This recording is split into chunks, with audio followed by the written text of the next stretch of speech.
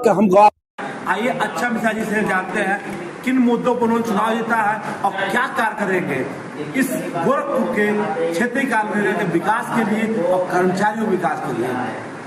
मिश्रा जी सेना पर हार्दिक स्वागत है। आज जो चुनाव कैसा लगा चुनाव जीत के? चुनाव जीत के मुझे एक तरफ बहुत खुशी हो रही है और ऐसा लग रहा है कि बड़ी जिम्मेदारी आ गई मेरे कंधे पर। सारे कर्मचारियों की नाशा भरी निगाहें मेरी ओर जब उठी तो लगा कि नहीं, आज से जो है कि इनकी आवाज़ बनना है और स्वार्थ छोड़ के इनके अर्थ में मुझे काम करना है।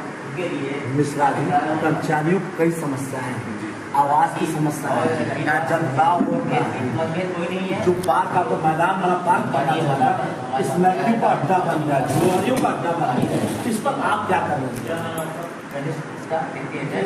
इन समस्याओं से तो मैं भी अवगत रहा हूँ और पूर्व संघ भी को भी अवगत कराते रहा हूँ। उन्होंने भी अपनी तरफ से प्रयास किया है और हम इस बार अपने स्तर से जो भी समस्याएं आप बता रहे हैं इन पे बिल्कुल हमारा एक आम सभा आहूत की जाएगी। हमारे सभी पदाधिकारीगण होंगे, उनसे मंत्रणा करने के उपरांत एक सक्षम कार्यवाही की जाएगी ताकि इन समस्याओं से हमारे कार्यालय के सभी बंधुओं को निजात मिल सके। अच्छा मिश्रा, दमदार बोल में क्या लगा, बात की असर होगी कि फिर और पुराना इतिहास आएगा, कैसे कर बढ़ाया जाएगा? नहीं, बिल्कुल बात का असर होगा, बिल्कुल बात का असर। जैसे लड़का शादी दीदी होती तो बड़ा अच्छी बातें करता है, शादी बात भूल जा रहा है, क्या करेंगे वही कहा गया है। यहाँ देखिए किसी की शादी नहीं होती, शादी का भाव ही अलग है और नेतृत्व का भाव अलग है। नेतृत्व भाव क्या बना रहेगा लगातार? बिल्कुल बना।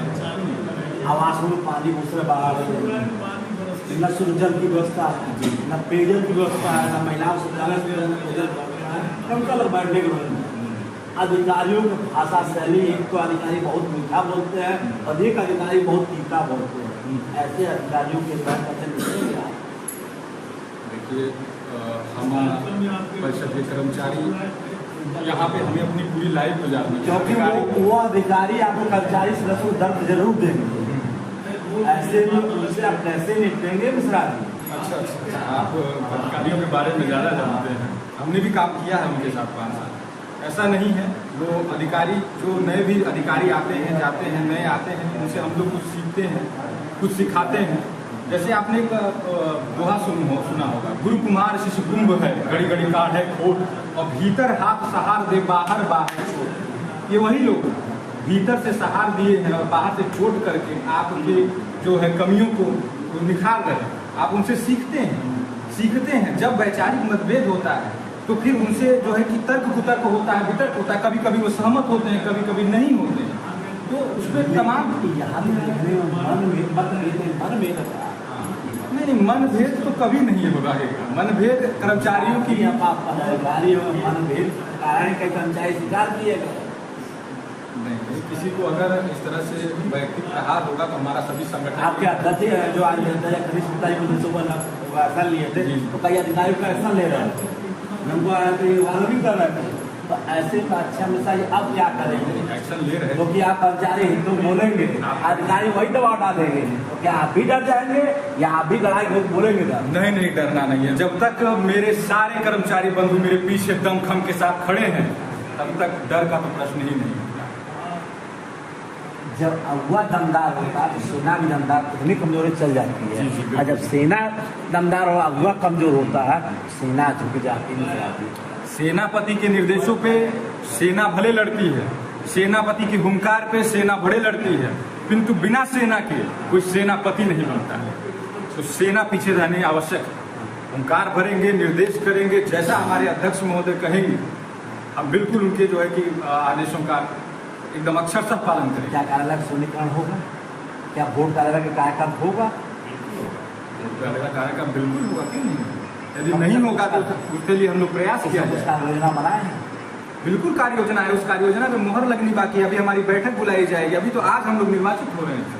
हम मुद्दे यहाँ पर जितने बार कार्य करेंगे आप? देखिए, पहली बात तो आज 26/9/2024 को यहाँ पे सभी कर्मचारी द्वारा मुझे निर्विरोध चुना गया और बतौर क्षेत्रीय अध्यक्ष मैं यही कहूँगा कि जितने हमारे कर्मचारी साथी हैं वो हमारी तरफ निश्चित हो जाए, क्योंकि उनकी जो भी समस्याएं होंगी वो हमारी समस्याएं होंगी और रही बात कार्यालय में, तो कार्यालय में सबसे प्रमुख है शुद्ध पेयजल, क्योंकि सरकार भी कहती है और ये भी है कि जल ही जीवन है।